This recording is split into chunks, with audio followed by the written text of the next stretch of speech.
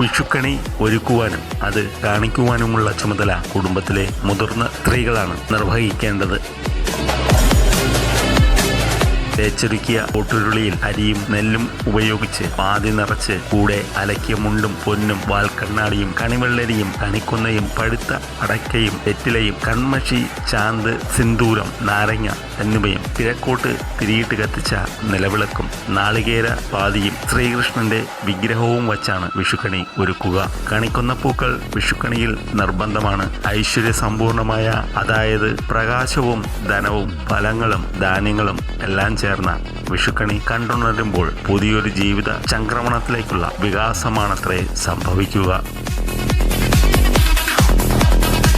ചിലയിടങ്ങളിൽ കുറിക്കൂട്ടും ഗ്രന്ഥവും വെള്ളിപ്പണം ചക്ക മാങ്ങ മുതലായവയും കണിക്ക് വയ്ക്കാറുണ്ട്. കത്തിച്ച ചന്ദനത്തിരിയും വെള്ളം നിറച്ച ഓട്ടുകിണ്ടിയും പുതിയ കസവുമുണ്ടും അടുത്തുണ്ടാവണം എന്നാണ് പറയുന്നത്. പ്രായമായ സ്ത്രീ രാത്രി കണി ഒരുക്കി ഉറങ്ങാൻ കിടക്കും. പുലർച്ചെ എണീറ്റ് കണി കണ്ട് മറ്റുള്ളവരെ കണി കാണിക്കും. ഉറക്കത്തിൽ നിന്ന് വിളിച്ചുണർത്തി പുറകിൽ നിന്നും കണ്ണുപൊത്തിക്കൊണ്ടുപോയാണ് കണി കാണിക്കുന്നത്. കുടുംബാംഗങ്ങൾ എല്ലാവരും കണി കണ്ടാൽ പിന്നെ വീടിന്റെ കിഴക്കുവശത്ത് കണി കൊണ്ടുചെന്ന് പ്രകൃതിയെ കാണിക്കണം.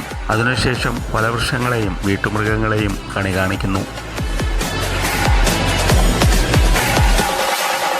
കണി കണ്ടതിനു ശേഷം ഗൃഹനാഥൻ അല്ലെങ്കിൽ ഗൃഹനാഥ കുടുംബാംഗങ്ങൾക്ക് നൽകുന്ന സമ്മാനമാണ് വിഷു കൈനീട്ടം എന്നറിയപ്പെടുന്നത്. ആദ്യകാലങ്ങളിൽ നൽകിയിരുന്നത് സ്വർണം, വെള്ളി എന്നിവയിൽ ഉണ്ടാക്കിയ നാണയങ്ങൾ ആയിരുന്നു. വർഷം മുഴുവൻ സമ്പൽ സമൃദ്ധി, ഐശ്വര്യവും എന്നിവ ഉണ്ടാകട്ടെ എന്ന് അനുഗ്രഹിച്ചുകൊണ്ടാണ് കൈനീട്ടം നൽകുന്നത്. പ്രായമായവർ, പ്രായത്തിൽ കുറവുള്ളവർക്കാണ് സാധാരണ കൈനീട്ടം നൽകുന്നത്.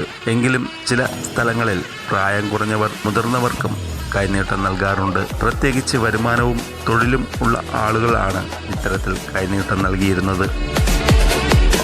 വിഷു വിഭവങ്ങളിൽ ചക്ക എരിശ്ശേരി, ചക്ക വറുത്തത് തുടങ്ങിയ വിഭവങ്ങൾ ഉണ്ടായിരിക്കും. എരിശ്ശേരിയിൽ ചക്കയുടെ എല്ലാ ഭാഗങ്ങളും ചേർത്തിരിക്കും. ഒരു മുഴുവൻ ചക്കച്ചുള, തൊലിയോടു കൂടിയ ചക്കക്കുരു, ചക്കയുടെ കുഞ്ഞ് വിഷു, പുറത്തേക്ക് മുള്ള് എന്നിവയും എരിശ്ശേരിയിൽ ചേർത്തിരിക്കും. വള്ളുവനാട് പ്രദേശങ്ങളിൽ വിഷു ദിവസം കഞ്ഞിസദ്യയായിരിക്കും പ്രധാനം. വാഴപ്പോള വൃത്താകൃതിയിൽ ചുരുട്ടി അതിൽ വാഴയില വച്ച് പഴുത്ത പ്ലാവില കൊണ്ടാണ് തേങ്ങ ചിരുകിയിട്ട കഞ്ഞി കുടിക്കുന്നത്. ഇതിനു കൂടെ കഴിക്കാൻ ചക്ക എരിശ്ശേരിയും ചക്ക വറുത്തതും ഉണ്ടായിരിക്കും. കേരളത്തിലെ ചില ഭാഗങ്ങളിൽ ഓണസദ്യയുടേതുപോലെയുള്ള വിഭവസമൃദ്ധമായ സദ്യയും ഉണ്ടായിരിക്കും.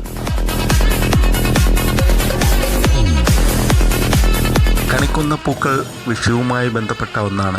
കണിക്കൊന്നപ്പൂ വിഷുക്കാലത്ത് കേരളത്തിലെങ്ങും പൂത്തു നിൽക്കുന്നത് കാണാം. കർണികാരം എന്നും അറിയപ്പെടുന്ന കണിക്കൊന്നകളിൽ വിരിയുന്ന മഞ്ഞപ്പൂക്കളാണ് കേരളത്തിൻ്റെ സംസ്ഥാന പുഷ്പവും. അതിർത്തി പ്രദേശങ്ങളിലും ഈ മരം കാണപ്പെടുന്നുണ്ട്. വിഷുവിനായി നാട് ഒരുങ്ങുമ്പോഴേ കൊന്നകളും പൂത്തു തുടങ്ങും. വേനലിൽ സ്വർണത്തിൻ്റെ നിധിശേഖരം തരുന്ന വൃക്ഷം എന്നാണ് കൊന്നകളെപ്പറ്റി പുരാണങ്ങളിൽ പറയുന്നത്.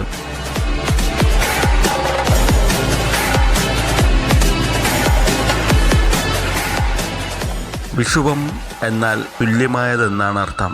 അതായത് രാത്രിയും പകലും തുല്യമായ ദിവസം. അത് മാർച്ച് 21, 22, സെപ്റ്റംബർ 21, 22 ദിവസങ്ങളിലാണ്. ഈ ദിവസങ്ങളിലാണ് ഭൂമധ്യരേഖാ പ്രദേശത്ത് സൂര്യപ്രകാശം 180 നേരെ പതിക്കുന്നത്. ഇതേ പ്രതിഭാസം നമ്മുടെ നാട്ടിൽ നടക്കുന്നതിനെ വിഷു എന്നും പറയുന്നു. മേടം 1 മേടവിഷുവും തുലാം 1 തുലാം വിഷുവും ഉണ്ട്.